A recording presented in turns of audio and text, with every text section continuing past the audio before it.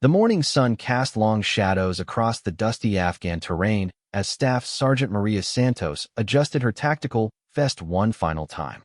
The forward operating base buzzed with the familiar sounds of military preparation, the metallic click of magazines being loaded, the soft rustle of camouflage uniforms, and the low murmur of soldiers receiving their final briefings. Maria had been deployed to this remote outpost for 8 months now, serving as a communications specialist with the 82nd Airborne Division, but today felt different somehow. General Thomas Richardson stood at the center of the briefing tent, his weathered face etched with the kind of determination that comes from decades of military service. His graying temples and the deep lines around his eyes told the story of a man who had seen more combat than most soldiers could imagine. As he spread the mission map across the wooden table, the assembled soldiers gathered closer, their faces reflecting the gravity of what lay ahead. The intelligence reports had been troubling. Taliban forces had been massing in the Helmand Valley, threatening supply lines that were critical to several smaller outposts scattered throughout the region. What made this particular mission more dangerous was the terrain itself, narrow mountain passes that offered little room for maneuvering and plenty of opportunities for ambush. The general's voice carried the weight of experience as he outlined the operation. Maria listened intently, her fingers unconsciously tracing the outline of her radio equipment. As the primary communications operator for this patrol, she would be responsible for maintaining contact with base and coordinating any necessary air support or reinforcements. Her training had prepared her for this moment, but the reality of potentially facing enemy fire while managing critical communications felt heavier than any equipment she carried. The team consisted of 12 soldiers, each with their specific role in the mission. Sergeant First Class Marcus Webb would serve as the patrol leader, his experience in mountain warfare making him invaluable for navigating the treacherous terrain. Corporal James Mitchell and Private First Class David Chun would handle the heavy weapons, while Specialist Sarah Kim would provide medical support. The rest of the team consisted of riflemen, each trained to adapt to whatever situations they might encounter. As the briefing concluded, Maria gathered her gear with practiced efficiency. Her communication equipment included 2 handheld radios, a satellite communication device, spare batteries, and various cables and connectors that might be needed in the field. She had learned early in her deployment that redundancy could mean the difference between life and death when it came to maintaining communication with headquarters. The armored vehicles were already warming up outside the compound gates when the team assembled for final equipment checks. Maria climbed into the second vehicle, positioning herself where she could most effectively operate her communication equipment while maintaining visibility of the surrounding terrain. The convoy would travel along a known route for the first portion of the mission, but once they reached the mountain passes, they would be operating in areas where Taliban presence was suspected but not confirmed. As the convoy rolled out of the base, Maria established initial contact with headquarters, confirming communication protocols and emergency frequencies. The routine nature of these initial communications belied the potential danger that lay ahead. She had participated in dozens of similar missions over the past months, but the intelligence briefing this morning had suggested a higher than usual level of enemy activity in their area of operations. The landscape outside the armored windows was both beautiful and forbidding. Ancient mountains rose toward a crystalline blue sky, their rocky faces carved by centuries of wind and weather. Small villages dotted the valley floors, their mud brick houses and terraced fields representing a way of life that had changed little over generations. But Maria knew that this seemingly peaceful terrain could hide dangers that wouldn't become apparent until it was too late to avoid them. Sergeant Webb's voice crackled over the internal communication system as he provided updates on their progress and reminded everyone to maintain proper scanning sectors. Maria adjusted her position to get a better view through the reinforced windows, her eyes constantly moving as she searched for any signs of unusual activity. The training she had received emphasized the importance of situational awareness, particularly in terrain that offered so many potential hiding places for hostile forces. As the convoy began climbing into the mountain passes, the road became increasingly narrow and winding. The drivers had to navigate carefully around curves that offered no visibility of what lay ahead, while the gunners in each vehicle maintained constant vigilance for potential threats. Maria could feel the tension level rising among the team members, their casual conversation gradually giving way to focused silence. The communication equipment functioned perfectly during the initial phases of the mission, allowing Maria to provide regular updates to headquarters and coordinate with other units operating in the broader area. She took pride in her ability to maintain clear, professional communications even under stressful conditions, knowing that accurate information could be critical for mission success and team safety. 2 hours into the mission, the convoy reached a particularly narrow section of the mountain road where intelligence reports had indicated possible enemy presence.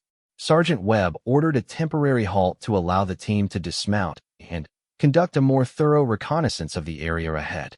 Maria remained with the vehicles, maintaining communication watch, while the infantry soldiers moved forward to clear potential ambush positions. The silence that followed was broken only by the distant sound of whine through the mountains and the occasional crackle of radio traffic from other units operating in the region. Maria monitored multiple frequencies simultaneously, ready to relay information or call for support if the situation required it. Her training had taught her to remain calm under pressure, but she could feel her heart rate increasing as the minutes passed without word from the advance team. When Sergeant Webb's voice finally came through her earpiece, confirming that the immediate area was clear, Maria felt some of the tension leave her shoulders. The patrol remounted their vehicles and continued deeper into the mountain passes, but everyone remained on high alert. Intelligence reports were useful, but they couldn't account for every possible enemy movement or change in tactical situation. The next checkpoint on their route was a small village that served as a junction for several mountain paths. According to their mission briefing, this village had been generally cooperative with coalition forces, but recent intelligence suggested that Taliban elements might be attempting to establish a presence in the area. The team would need to conduct a careful assessment of the situation while maintaining their primary mission of reconnaissance and route security. As they approached the village, Maria established contact with an overhead surveillance aircraft that was providing overwatch for their operation. The pilot reported no obvious signs of hostile activity, but reminded the ground team that enemy forces in this region had become increasingly sophisticated in their concealment techniques. This information reinforced the need for constant vigilance as they proceeded with their mission. The village appeared quiet as the convoy entered its outskirts, but Maria noticed that there were fewer people visible than would normally be expected for this time of day. Children who would typically run alongside military vehicles were nowhere to be seen, and the few adults who were visible seemed to avoid making eye contact with the soldiers. These subtle signs suggested that something might be wrong, even though there were no obvious indicators of immediate danger. Sergeant Webb ordered the convoy to take positions that would allow for rapid departure if necessary, while a small team conducted a brief patrol through the village center. Maria remained with the vehicles, monitoring radio frequencies for any intelligence updates that might affect their mission. Her equipment was functioning perfectly, but she couldn't shake the feeling that they were being watched from concealed positions. The advance team reported back within 20 minutes, confirming that the village appeared to be under some form of external pressure, possibly from Taliban elements operating in the surrounding area. However, they had found no immediate evidence of hostile forces within the village itself. Based on this assessment, Sergeant Webb decided to continue with their planned route while maintaining heightened alert status. As the convoy prepared to leave the village, Maria noticed movement on the ridgeline above their position.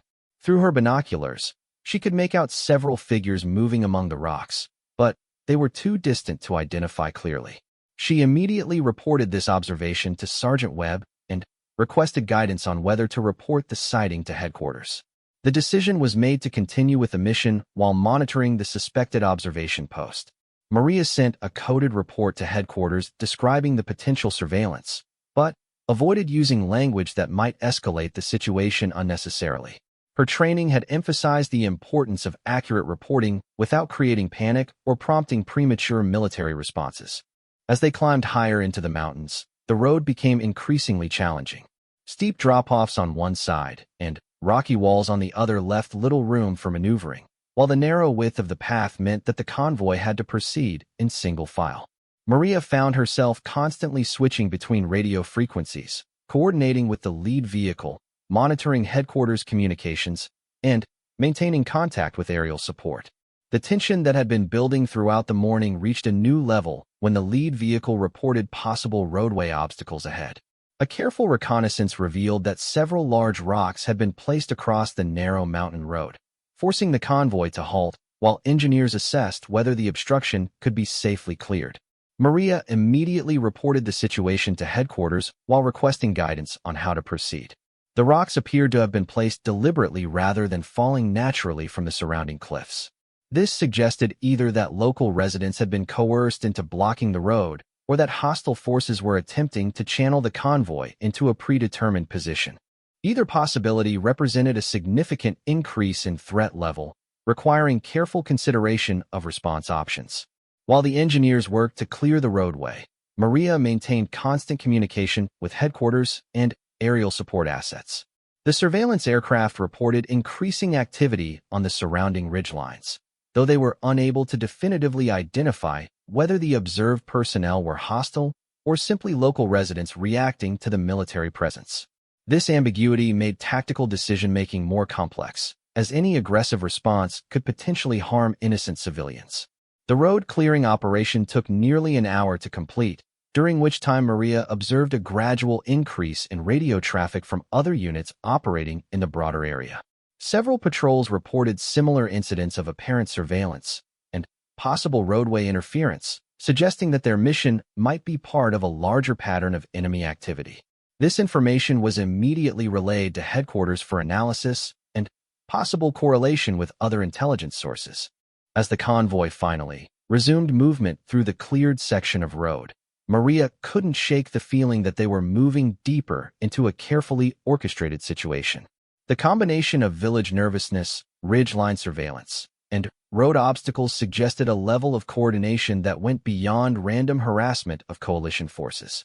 Her communication equipment continued to function flawlessly, but she began double-checking her emergency procedures and backup communication methods. The next phase of their mission would take them through the most remote and potentially dangerous section of the mountain passes, where communication with headquarters would be more difficult and the potential for enemy contact significantly higher.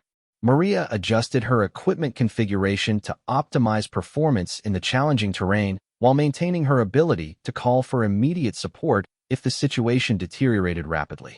The convoy had been climbing steadily for another hour when the first shots rang out across the mountain valley.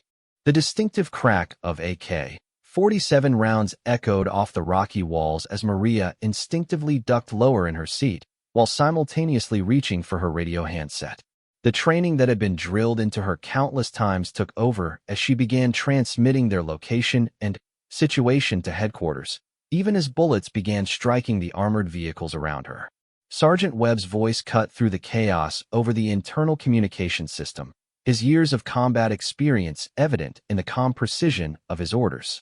The convoy immediately moved into defensive positions as best they could on the narrow mountain road, with the lead and trail vehicles angling to provide overlapping fields of fire while the center vehicle, carrying Maria and her communication equipment, took position behind available cover.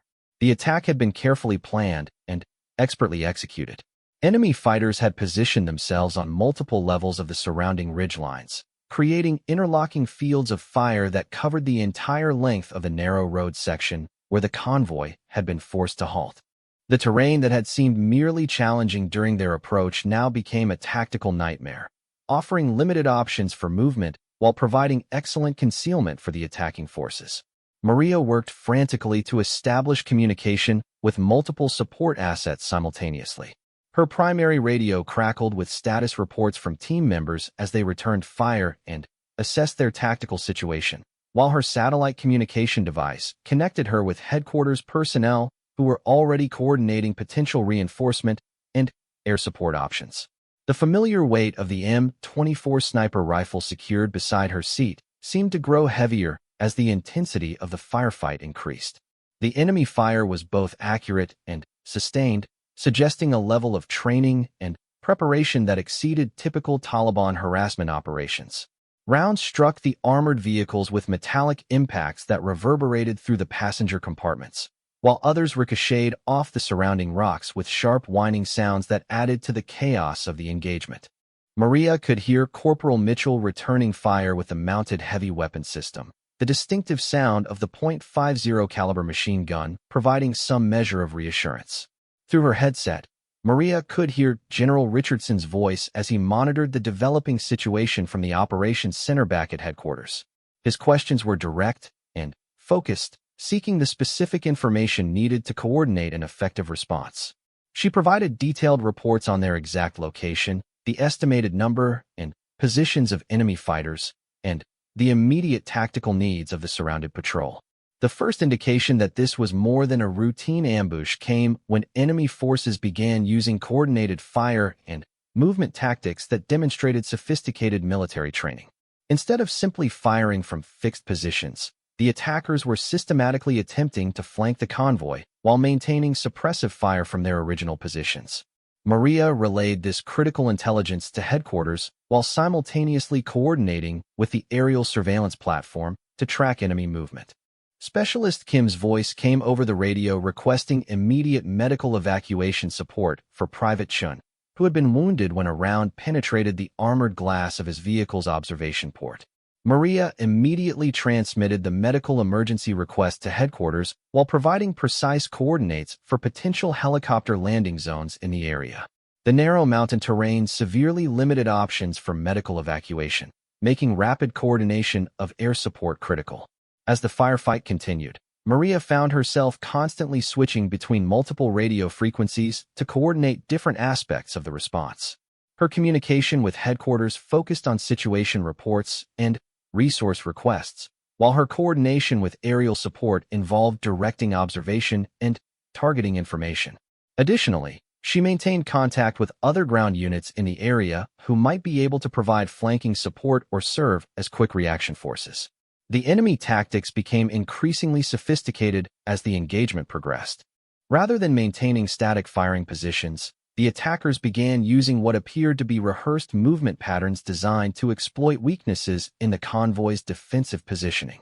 Maria observed and reported these tactical developments, providing intelligence analysts at headquarters with information that could prove valuable for future operations in the region. General Richardson's voice became increasingly urgent as reports from the surveillance aircraft indicated that additional enemy forces were moving toward the engagement area. The original ambush force was being reinforced, potentially turning what had begun as a harassment operation into a sustained attack designed to inflict maximum casualties on the coalition patrol. This escalation required immediate adjustments to the response plan and acceleration of support asset deployment. The sound of approaching helicopter gunships provided the first indication that air support was finally arriving on station. Maria immediately established communication with the lead pilot, providing detailed briefings on friendly positions and confirmed enemy locations. The coordination between ground forces and air support required precise communication to avoid fratricide incidents while maximizing the effectiveness of air-delivered fires against enemy positions. The Apache gunships began their attack runs with devastating precision, their 30mm chain guns raking the ridgeline positions where enemy muzzle flashes had been observed. The distinctive sound of the helicopter's weapons systems added a new dimension to the cacophony of the firefight, while the impact of their rounds on enemy positions was immediately apparent in the decreased volume of incoming fire against the convoy. During a brief lull in the enemy fire, Sergeant Webb made the tactical decision to attempt a limited movement to a more defensible position further along the mountain road. This maneuver required careful coordination between all elements of the patrol while maintaining communication with the overhead air support to ensure continued protection during the vulnerable movement phase. Maria's role became even more critical as she coordinated multiple moving parts of the tactical situation. The convoy's movement was executed under covering fire from both the remaining vehicle-mounted weapons and the circling helicopter gunships. Maria maintained constant communication throughout the maneuver, providing real-time updates on the movement's progress while monitoring for any changes in enemy activity that might threaten the relocating vehicles. Her equipment performed flawlessly despite the challenging conditions and constant vibration from weapons fire and vehicle movement.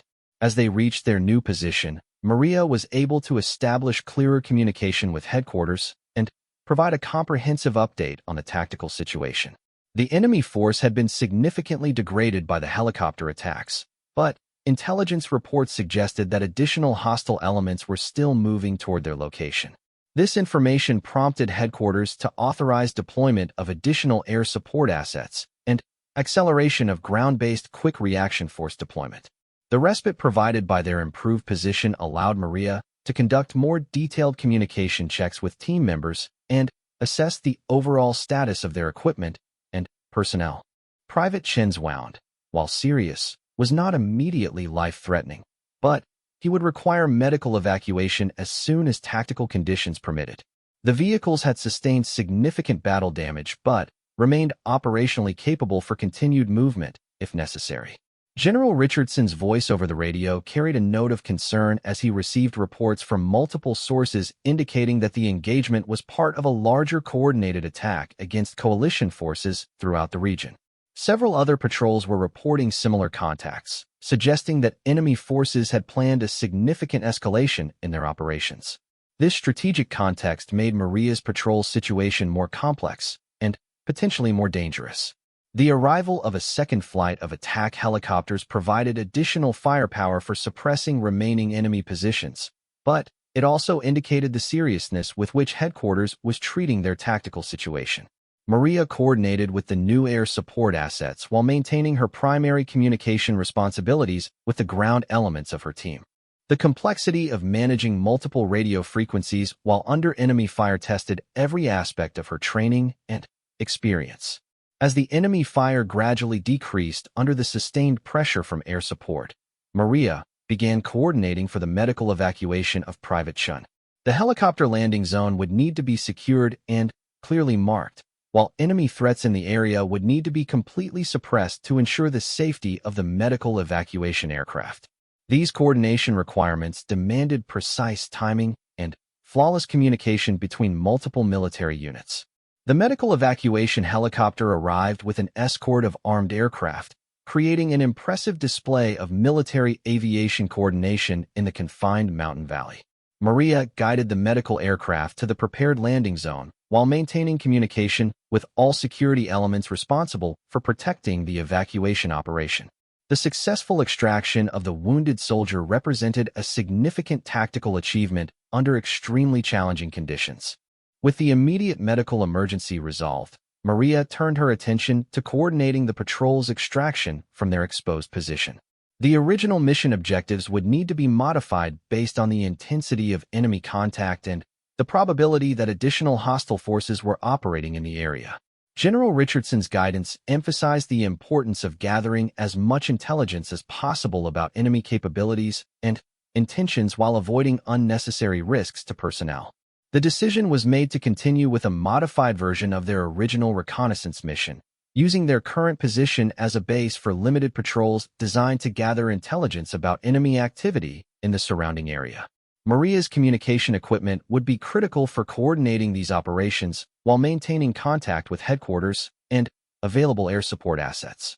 As afternoon shadows began lengthening across the mountain valley, Maria reflected on the intensity of the day's events while continuing to monitor multiple radio frequencies for any indication of renewed enemy activity. Her equipment had performed flawlessly under combat conditions, but she knew that the most challenging phase of their mission was likely still ahead as they prepared to gather intelligence about enemy forces in an area where their presence had already been clearly established. The setting sun painted the Afghan mountains in shades of gold and crimson as Maria checked her equipment one final time. The patrol had been in their defensive position for over 6 hours, and intelligence reports indicated that enemy forces were regrouping for what appeared to be a coordinated night attack. The situation had evolved from a routine reconnaissance mission into something far more dangerous, and Maria knew that her role as the primary communications operator would be more critical than ever in the hours ahead. General Richardson's voice crackled through her headset with unprecedented urgency. Intelligence sources had confirmed that the morning's ambush was part of a larger Taliban offensive designed to disrupt coalition supply lines and demonstrate their continuing capability to challenge military operations in the region. The enemy forces surrounding Maria's patrol represented a significant concentration of fighters, including what appeared to be foreign advisors with advanced tactical training. The thermal imaging systems aboard the circling surveillance aircraft had detected at least 40 enemy personnel moving into positions around their defensive perimeter. This was far more than a typical harassment operation, representing instead a deliberate attempt to overwhelm the isolated patrol through numerical superiority and coordinated tactics. Maria transmitted these intelligence updates to headquarters while simultaneously coordinating defensive preparations with her team members. Sergeant Webb's tactical assessment was grimly realistic. Their position offered good fields of fire and some protection from direct assault, but it could not be held indefinitely against a determined enemy force of the size they were facing. The patrol would need to either receive significant reinforcement or execute a fighting withdrawal to a more defensible location. Both options required precise coordination and flawless communication with supporting elements. The first probing attacks began just as darkness settled over the mountain valley. Enemy forces used classic infantry tactics, sending small groups forward to test the patrol's defensive positions while maintaining the bulk of their force in concealed locations.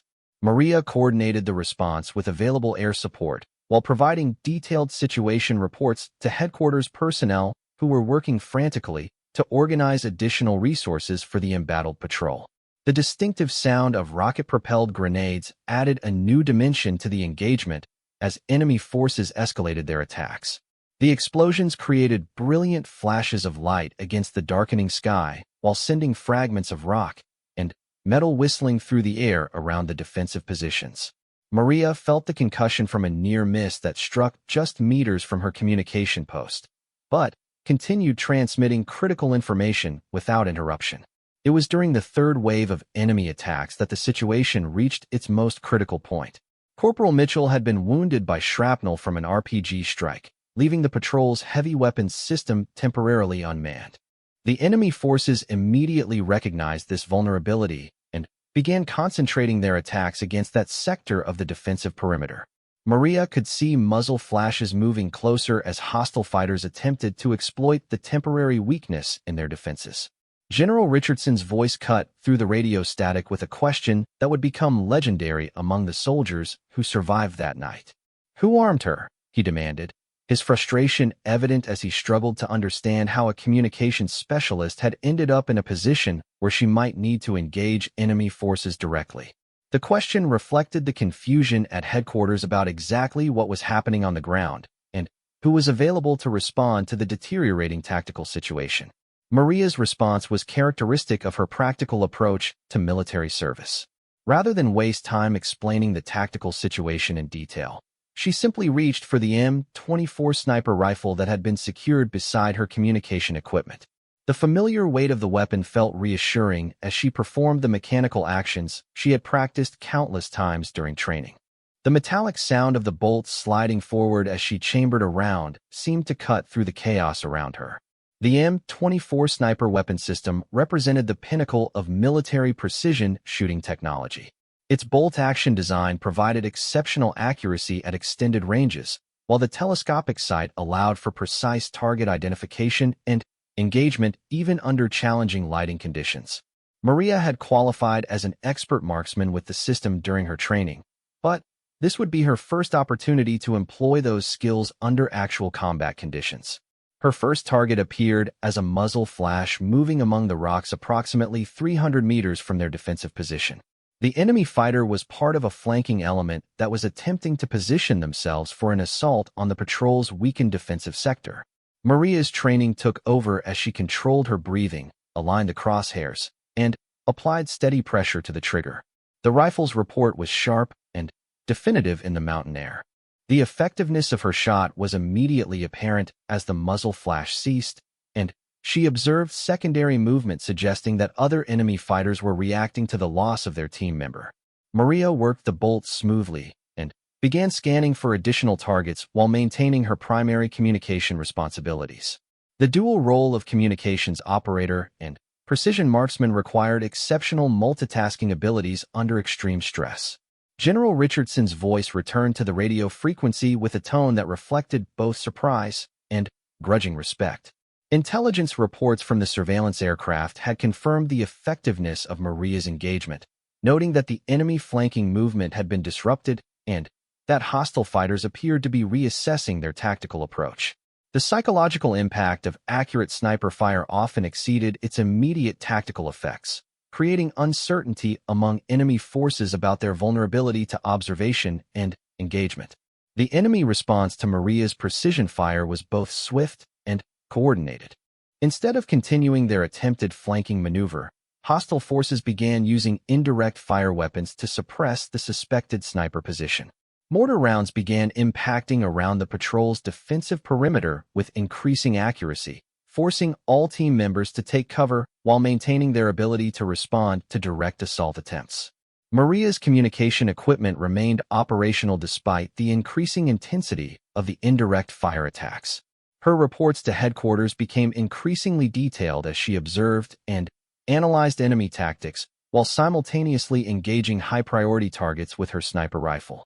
The combination of accurate situation reporting and effective precision fire made her position critical to both the immediate tactical situation and the broader intelligence picture. The arrival of additional air support assets marked a turning point in the engagement. Close air support aircraft began attacking enemy mortar positions that had been identified through Maria's detailed target location reports, while attack helicopters provided direct fire support against enemy personnel concentrations. The coordination between Maria's ground-based observations and the various air support platforms demonstrated the effectiveness of integrated combined arms operations. As the enemy attacks intensified, Maria found herself engaging targets at ranges that pushed the limits of the M24's effective range. Her training in advanced marksmanship techniques proved invaluable as she compensated for wind effects, target movement, and the challenging lighting conditions created by weapons fire and illumination rounds.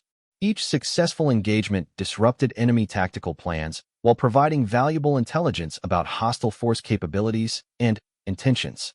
The psychological pressure of serving simultaneously as communications operator and precision marksman under sustained enemy fire tested every aspect of Maria's military training and personal resilience. She maintained professional composure while managing multiple radio frequencies, coordinating air support operations, and engaging enemy targets at extended ranges. Her performance under these extreme conditions would later be studied as an example of exceptional military professionalism. General Richardson's communications became increasingly focused on Maria's dual role as the engagement progressed.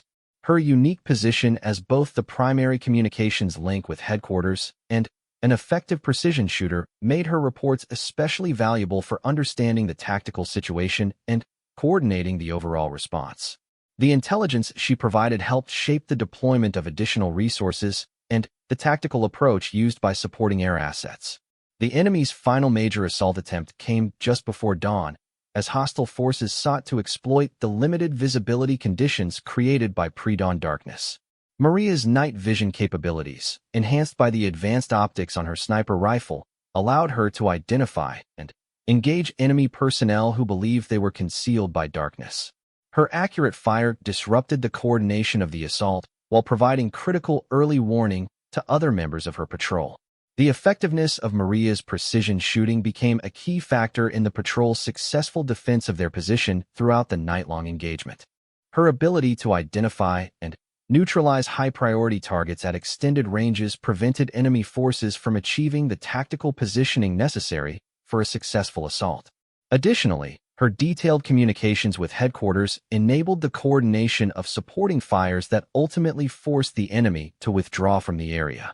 As morning light revealed the battlefield, Maria continued monitoring radio frequencies while conducting battle damage assessments and coordinating the arrival of additional coalition forces. The night's engagement had demonstrated both the continuing threat posed by well-trained enemy forces and the effectiveness of properly coordinated combined arms operations in countering that threat. The patrol's extraction was accomplished without further incident as additional coalition forces secured the area and established a more robust defensive perimeter. Maria maintained communication watch throughout the extraction operation while preparing detailed after-action reports that would contribute to improved tactical procedures for future operations in similar terrain and tactical situations. General Richardson's final radio transmission to Maria carried a tone of professional respect that acknowledged both her exceptional performance under extreme conditions and the broader implications of her dual role during the engagement. Her effectiveness as both a communications specialist and precision marksman had contributed significantly to the patrol's successful defense and provided valuable lessons for military planners considering similar operations in challenging operational environments. The M24 sniper rifle was carefully cleaned and secured as Maria prepared for the helicopter flight back to their forward operating base. The weapon had performed flawlessly throughout the engagement, but Maria knew that its effectiveness had ultimately depended on the training, discipline, and determination of the soldier who employed it. Her calm professionalism under fire had made the critical difference in what could have been a devastating tactical defeat for coalition forces.